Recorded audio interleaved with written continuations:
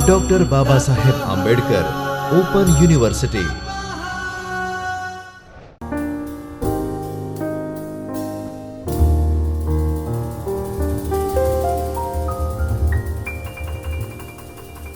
Doctor Baba Saheb Ambedkar open university में विद्यार्थी मित्रों में आपका हार्दिक स्वागत करती हूँ। मैं doctor Siddhi Trivedi, assistant professor, subject Hindi, MHD 01, Hindi काव्य 1, खंड काव्य 1। इसके अंतर्गत हम विद्यापति और उनका युग, विद्यापति और उनके युग के विषय में हमने अभी संपूर्ण स्टडी की। मैंने उनके युग को लेकर और विद्यापति के व्यक्तित्व को लेकर आपको एक एक बात विस्तृत रूप से बताई। आपको लगेगा ये भाषा से लेकर उनके सारे युग से लेकर सारी इकाइयाँ विद्यापति और उनके युग के टॉपिक की तो मैम ने पढ़ा दी है, फिर वापस वही कंटिन्यू क्यों किया गया है? वापस मैंने इसीलिए कंटिन्यू किया क्योंकि विद्यापति और उनके युग की तो मैंने आपको सारी बातें पढ़ा दी, लेकिन मैंने कुछ प्रश्न बनाए हैं विद्यार्थी मित्रों विद्यापति और उनके युग को लेकर, जो मैं आपको देना चाहूँगी। क्योंकि हो सकता है परीक्षा में यही सारे प्रश्न निकले, विद्यापति और उनके युग ये टॉपिक से संबंधित अगर कोई प्रश्न आते हैं तो जो प्रश्न मैं आपको दूँ वो आप स्टडी कर लीजिएगा, उस उत्तर लिख लीजिएगा और संपूर्ण रूप से तैयारी करिए ताकि आप अच्छे से परीक्षा उत्तीर्ण कर सके। लेकिन मुझे आप लोगों से एक बात और बतानी थी कि आप जब परीक्षा देने बैठते हैं तो जवाब कैसे लिखते हैं। देखिए, ये बहुत ज़्यादा महत्वपूर्ण बाबत है। आप प्रश्न देख के सिर्फ प्रश्न 1 लगा के सीधा जवाब शुरू कर देते हैं, या फिर आप प्रश्न लिखते हैं और सिर्फ कंटेंट ही दे देते हैं, इसको विभाजित नहीं करते हैं। कैसे आप प्रश्न के उत्तर देते हैं, इस चीज़ पे आपके मार्क्स फलीभूत है या इस चीज़ पे आपके मार्क्स डिपेंड करते हैं। जैसे कि मैंने काफ़ी सारे विद्यार्थियों की एक बात सुनी हुई है कि वो लोग कहते हैं कि अरे मैम, हमने तो सब चीज़ें लिखी थी फिर भी मार्क्स कम आए हैं। तो हो सकता है उन्होंने सही रूप से सभी चीज़ें लिखी हो, पर आपने सोचा है कि फिर मार्क्स कम क्यों आए? वही बाबत को लेकर मैं ये लेक्चर कंटिन्यू करूँगी। देखिए, सबसे पहले तो जो प्रश्न है, जैसे प्रश्न 1, प्रश्न 2, या मानिए कि ऐसा प्रश्न है कि विद्यापति का परिचय देते हुए उनकी भाषा पर प्रकाश डालिए, ये पूरा प्रश्न है, ठीक है। तो आपको क्या करना है कि जब आप परीक्षा में पेपर देने बैठे हैं तो आपको वहाँ लिखना होगा। पूरा प्रश्न 1 या 2 लाइन का ही होता है, तो आप प्लीज़ स्किप मत कीजिए, आप प्रश्न लिखिए ऊपर। यही सही तरीका है पेपर भरने का। सिर्फ प्रश्न 1, प्रश्न 2 ये मत लिखिए, अच्छे से पूरा पेपर आपको कवर करना है। पहले आप प्रश्न पूरा लिख दीजिए। दूसरी बात आती है उत्तर की, तो नीचे लिखिए उत्तर 1, फिर क्या आएगा? प्रस्तावना, पूर्व भूमिका, इंडेक्स। आपको पूर्व भूमिका या प्रस्तावना देनी होगी। जैसे कि आप विद्यापति जी के जीवन या कवन के विषय में प्रश्न फिलअप कर रहे हैं, तो वहाँ पे आपको विद्यापति जी के जीवन और कवन को लेके 4 या 5 बातें जो उद्देश्यमूलक हैं, जिस पर पूरा विस्तृत रूप से आप उत्तर लिखेंगे, वो प्रस्तावना के रूप में दीजिए। उसके बाद आती है तीसरी चीज़, वो क्या? तो वो पहले पढ़िए, प्रश्न पढ़िए। प्रश्न क्या था? विद्यापति का परिचय देते हुए। तो फिर वहाँ पर टॉपिक लगाइए विद्यापति जी का परिचय, और उसके बाद पूरा उनका परिचय दीजिए। परिचय संपूर्ण होने के पश्चात फिर आएगा उनकी भाषा पर प्रकाश डालिए। तो फिर से टॉपिक लगाइए विद्यापति जी की भाषा और उसके अंतर्गत उत्तर लिखते जाइए। और अंत में लिखना होगा आपको उपसंहार यानी सारांश पूरे उत्तर का। देखिए ये जो 3 चीज़ें हैं ये उत्तर संपूर्ण रूप से देने में आपको काफ़ी मदद रूप रहेगी।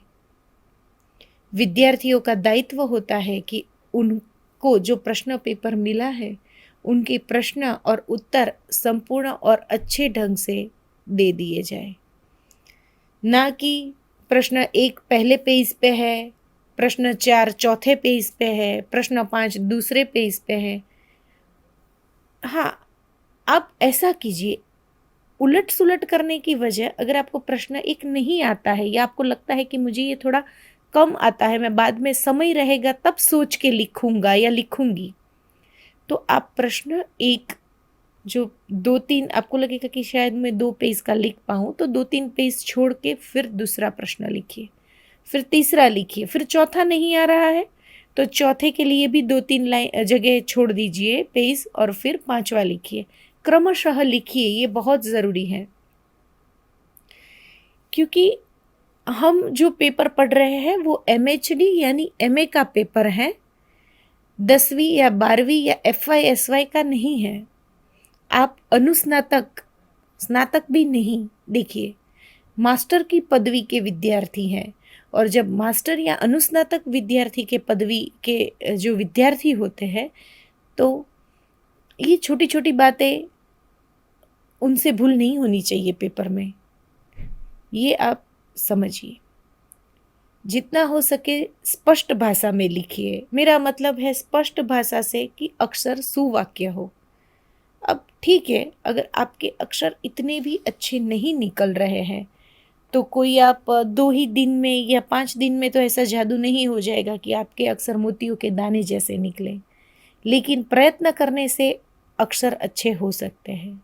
दूसरी बात, फिर भी आपके अक्षर की कमी रहती है तो आप एक काम कीजिए, जब भी आप उत्तर लिखते हैं तो आपके जो अक्षर है वो बड़े बड़े लिखिए। जैसे कि आप मेरे पीछे के बैकग्राउंड में देख सकते हैं सारे अक्षर कि कितने साफ दिखाई देते हैं ना। क्यों? क्योंकि वो अक्षर बड़े हैं। आपके अक्षर चाहे अच्छे ना हो, मध्यम हो या बुरे हो, जैसे भी हो, लेकिन बड़े अक्षर से लिखिए ताकि सामने वाला आपके अक्षरों को पढ़ सके, शब्दों को पढ़ सके कि आपने क्या लिखा है। तो निश्चित रूप से मैं आशा करती हूँ कि आप लोगों को ये बात बहुत अच्छे से समझ में आ गई कि पेपर कैसे लिखना चाहिए। शुद्धि भी का भी ध्यान रखिए। ज़्यादातर गलत बातें लिख के फिर उस पर पेन से गलत निशान लगाना, ये सब ना हो तो बेहतर है, और ये सब प्रैक्टिस से ही होता है। घर पे आप पेपर लिखते जाइए, भले देख के लिखिए, प्रश्न उत्तर देख के लिखिए, कोई बात नहीं। ऐसा नहीं है कि आप परीक्षा की प्रैक्टिस कर रहे हैं तो आपको बिना देखे, अगर ऐसा बिना देखे लिख पाते हैं तो ये तो सर्वश्रेष्ठ है, लेकिन शुरुआत करते हैं तो आप देख के करिए, कोई प्रॉब्लम नहीं है। ज़रूरी प्रयत्न, आपकी कोशिश बिल्कुल कामयाब रहेगी, क्योंकि प्रश्न जो होता है ना उसमें ही उसका उत्तर कई बार छिपा होता है, और उत्तर कैसे लिखना है ये टेक्निक भी मैंने आपको बता दी है। तो ये टेक्निक का प्रयोग कीजिए और बिल्कुल इसी ढंग से, चाहे हिंदी का पेपर दे रहे हैं, इंग्लिश का दे रहे हैं, गुजराती का दे रहे हैं, ये टेक्निक तो सब में कारगर साबित होगी। ठीक है? अच्छा, अब मुझे आपको विद्यापति और उनके युग के विषय में कुछ प्रश्न देने हैं, तो आप लोग नोट कर लीजिए। मैं एक एक प्रश्न बोलती हूँ और ये प्रश्न निबंधात्मक रूप से रहेंगे, यानी कि बड़े प्रश्न जो विस्तार से लिखे जाते हैं। हम शुरू करते हैं।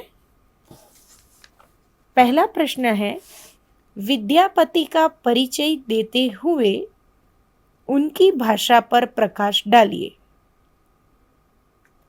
दूसरा प्रश्न, विद्यापति के व्यक्तित्व और कृतित्व का महत्व समझाइए। प्रश्न 3, विद्यापति के व्यक्तित्व का परिचय देते हुए उनके युग का महत्व बताइए। अब यहाँ पे उनके युग का महत्व बताइए, तो युग से क्या तात्पर्य है? आप युग के महत्व में कौन सी बातें नोट करेंगे? तो फर्स्ट आती है राजनीतिक परिस्थिति, सेकंड है सामाजिक और थर्ड इतिहास। अब देखिए, ये एक लेंदी प्रश्न है, तो आपको उनकी राजनीतिक परिस्थिति विस्तृत रूप से नहीं लिखनी है, लेकिन राजनीतिक परिस्थितियां की जो विशेषताएं आपको पढ़ने के दौरान समझ में आई उनको लिखिए। सामाजिक परिस्थिति की मूल प्रधान स्थितियां लिखिए। इतिहास से जुड़ी मैंने आपको बात बताई, दो रचना कीर्तिलता और कीर्ति पताका पर विस्तृत रूप से चर्चा कीजिए।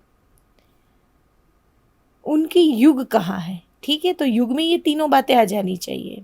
अगर प्रश्न ऐसा हो कि सिर्फ राजनीतिक परिस्थितियां पर प्रकाश डालिए, तब आपको विद्यापति युग की संपूर्ण राजनीतिक परिस्थिति का विस्तार पूर्वक परिचय देना होगा। प्रश्न 4, विद्यापति के युग की राजनीतिक परिस्थितियों का विवेचन कीजिए। प्रश्न 5, आज के संदर्भ में विद्यापति के राजनीतिक दृष्टिकोण का मूल्यांकन। विद्यापति की भाषा पर प्रकाश डालिए। प्रश्न 6। प्रश्न नंबर 7, विद्यापति की रचनाएं इतिहास का दस्तावेज किस प्रकार बन सकती है?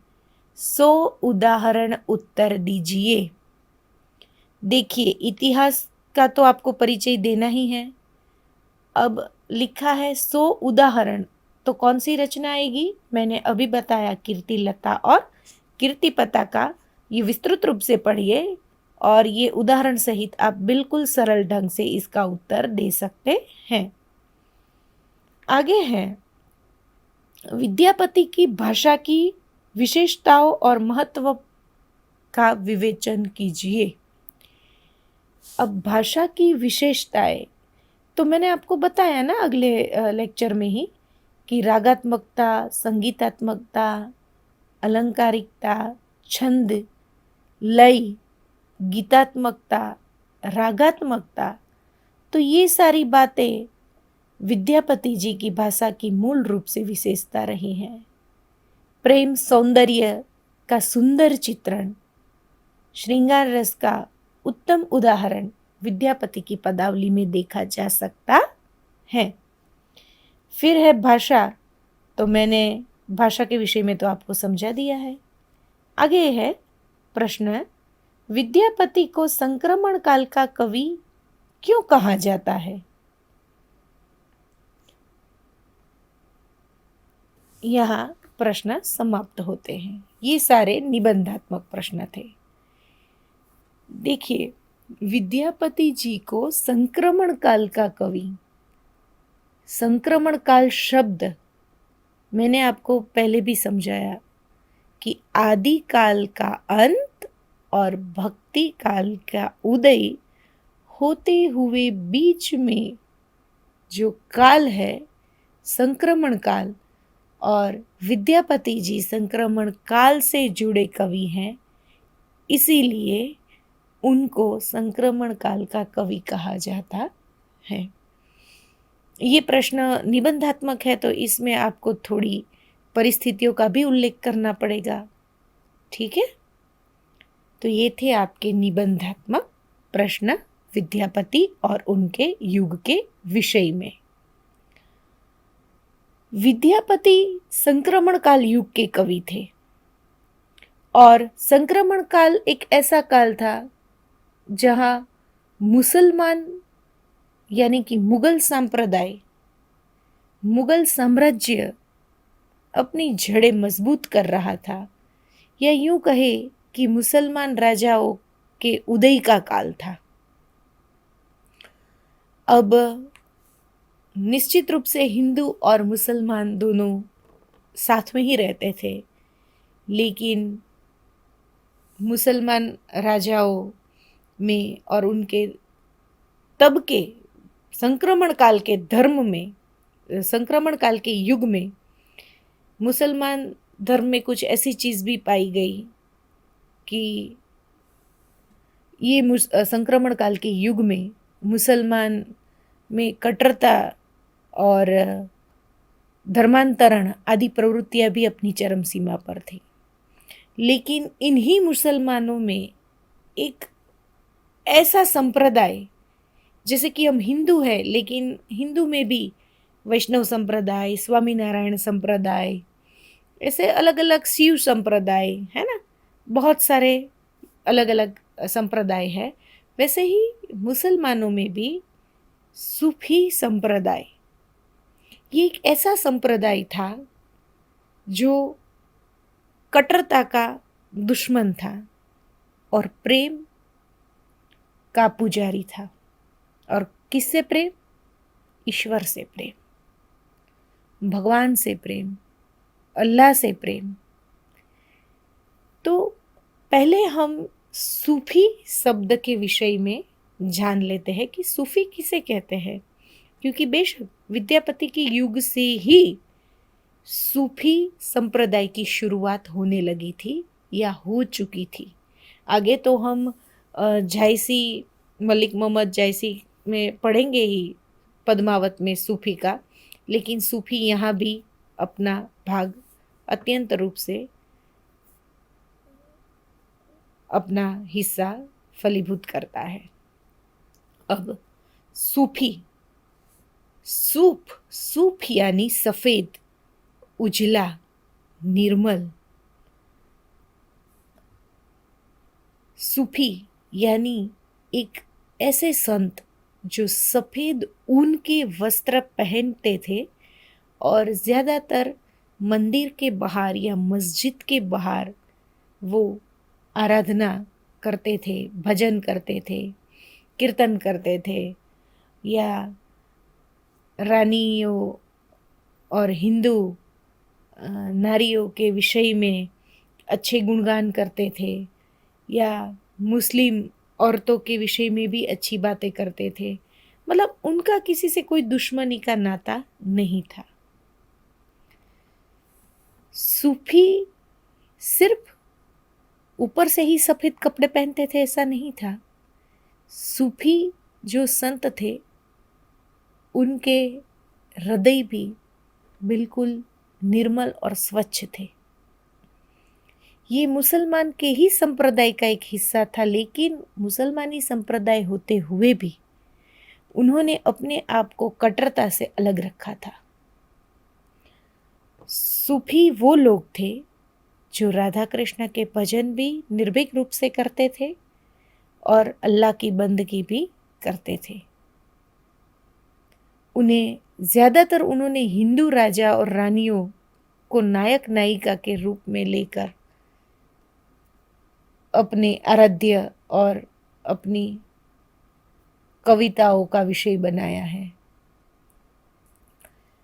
सूफी गीत हम आज भी सूफी गीत हम आज भी सुनना काफ़ी पसंद करते हैं,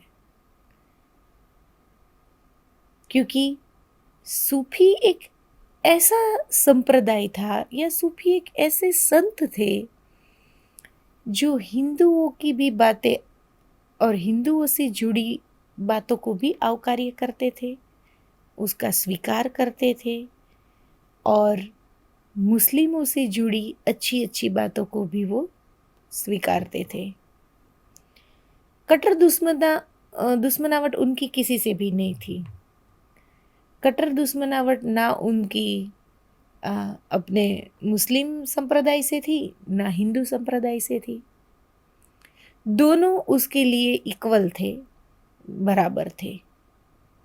उन लोगों का महत्व भक्ति आंदोलन और भक्ति काल में काफ़ी ज़्यादा रहा है। इस विषय में तो हम पूरा एक लेक्चर डिटेल से बात करेंगे, लेकिन सूफी आप जान लीजिए कि सूफी किसे कहते हैं, सूफी संत किसे कहते हैं, सूफी शब्द क्या है। अगर आपको वस्तुनिष्ठ प्रश्न में पूछा जाए कि सूफी किसे कहते हैं, तो आप बेझिझक होके लिखिएगा, सूफी उसे कहते हैं जिसका उज्जवल चरित्र है, उज्जवल मन है, उज्जवल हृदय है, और कपड़े भी, पोशाक भी जो सफ़ेद ऊनी वस्त्र के पहनते थे, उन संतों को सूफी संत कहा गया है।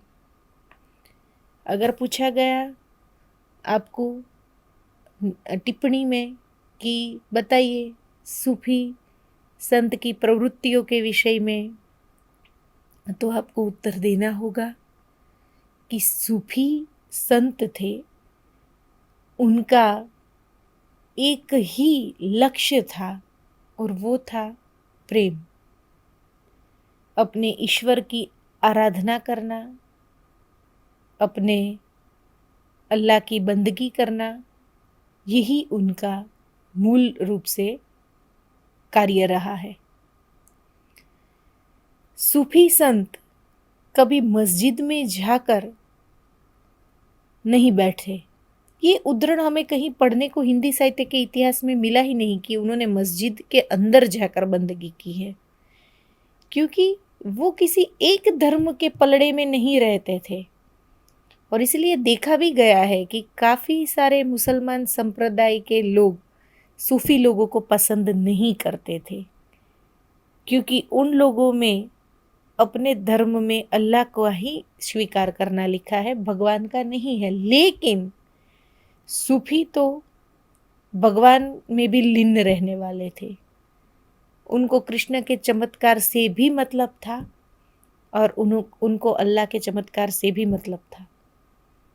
वो मानते थे कि सर्वधर्म एक है, संभव है, और जो भी अल्लाह है या कृष्ण है या राम है, सब एक ही है। उन्होंने सारे ईश्वर की दृष्टि में प्रेम ही देखा है। उनके प्यारे तो कृष्ण भी थे, उनके प्यारे तो शंकर भी थे। वो तो मीरा के भी भजन करते थे और राधा के भी गुणगान करते थे। और सिर्फ इतना ही नहीं, उन्होंने तो दरबारी राज्यों के राजाओं का और उनकी रानियों का भी प्रेम प्रसंग, उनके जीवन के रोचक प्रसंग, सभी पर अपना कार्य किया हुआ है। लेकिन कुछ मुसलमान संप्रदाय के लोग सूफी लोगों से ज़्यादातर नफरत करते थे, उनका स्वीकार ही नहीं करते थे, और इसीलिए वो कभी मस्जिद के अंदर नहीं गए हैं, लेकिन मस्जिद के बाहर ज़रूर बैठते थे, क्योंकि उन्हें लगता था कि ईश्वर तो प्रत्येक जगह है, ईश्वर तो सबके हृदय में है। किसी एक ही जगह ईश्वर का होना और एक ही ईश्वर होना, ये गलत है। प्रत्येक इंसान की आत्मा में ईश्वर बसा हुआ है, और ये उन आत्माओं का गुणगान करते थे। बेशक वो उनका जो विषय रहा है वो हिंदू राजा रानी ज़्यादातर रहे हैं, लेकिन लक्ष्य में राजा रानी नहीं है, लक्ष्य रहा है आत्मा और परमात्मा का मिलन। ये जब हम निर्गुण साहित्य पढ़ेंगे तब विस्तृत रूप से चर्चा करेंगे।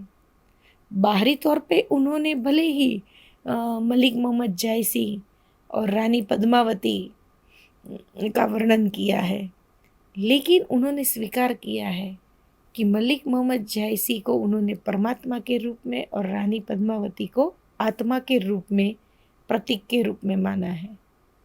और आत्मा का परमात्मा से मिलन ही सर्वश्रेष्ठ मिलन होता है।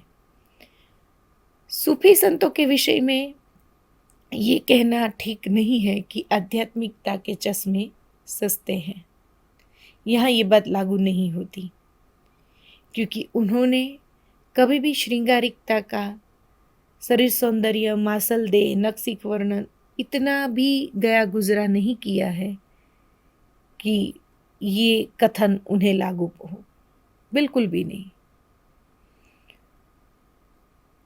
आश्चर्य की बात होगी अगर आप ज़्यादा डिटेल में सूफी संतों के विषय में जानना चाहे तो, कि सूफी संत पूरे भारत देश के अलग अलग जगह में फैले हुए थे।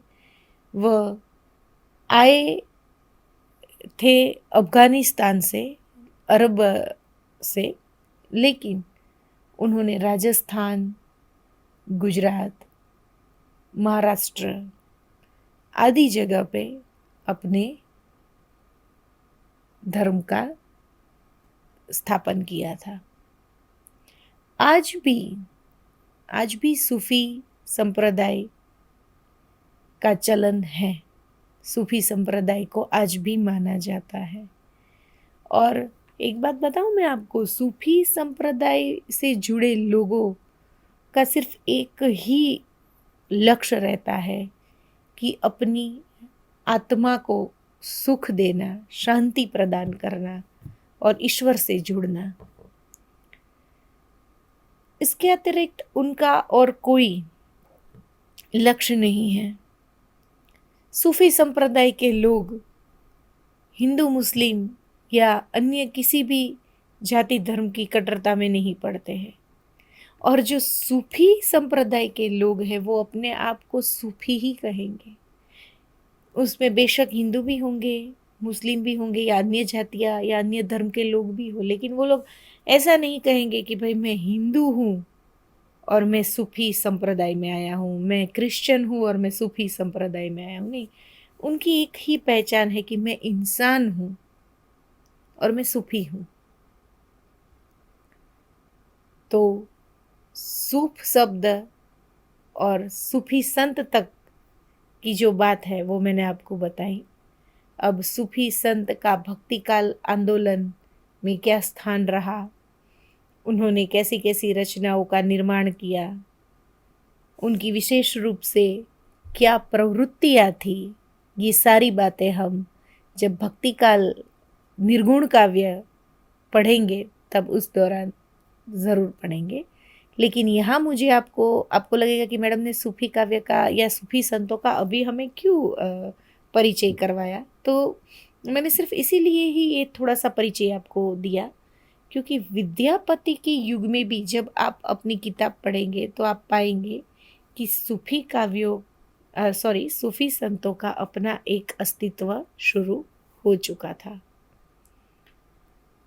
विद्यापति जी ने श्रृंगारिकता की अधिकतम रचनाएं की। कुछ रचनाएं भक्तिमूलक भी थी, जैसे गणेश भगवान पर थी, शिव पार्वती पर थी। तो ये रचनाएं इतनी श्रृंगारिकता से जुड़ी हुई नहीं थी, भक्तिमूलक भी ज़्यादा रही है। और इसीलिए देखिए, विद्यापति पदावली में नायक नायिका कौन है? राधा कृष्ण जुड़े हुए हैं। और बाकी की जो उन्होंने रचना की, उन रचना को लेकर और विद्यापति पदावली को लेकर काफ़ी आलोचकों और विद्वानों में ये मतभेद रहा है कि भाई ये तो भक्ति के कवि थे, और कोई कहता है कि अरे नहीं, ये तो श्रृंगारिक कवि थे, भक्ति का तो कोई गुण नहीं दिखाई दिया, सिर्फ नाम ही था। तो ये विवाद काफ़ी रहा है। निष्कर्ष सिर्फ यही है कि पदावली श्रृंगार मूलक रही है और उनकी अन्य जो रचनाएं थी, गंगावली या दानवाक्यावली, ये सारी रचनाएं भक्तिमूलक रही हैं। लेकिन कीर्तिलता और कीर्ति पताका श्रृंगारकता, प्रकृतिमूलक, संयोग वियोग श्रृंगार, सारी चीज़ों को लेकर अपने आप में जुड़ी हुई हैं। दोनों ही रचना राजा देवसिंह के दरबार से जुड़ी हुई है और दरबारी सारी प्रवृत्तियाँ और विशेषताओं को लिए हुए अपने इतिहास को उजागर करती हैं। विद्यार्थी मित्रों, मैं आशा करती हूँ कि जो बात मैंने आपको आज पढ़ाई है जो क्वेश्चन दिए हैं, जो पेपर मेथड समझाई हैं, इसको आप अच्छे से समझ पाए होंगे। आप सभी को बहुत सारी शुभकामनाएं। धन्यवाद।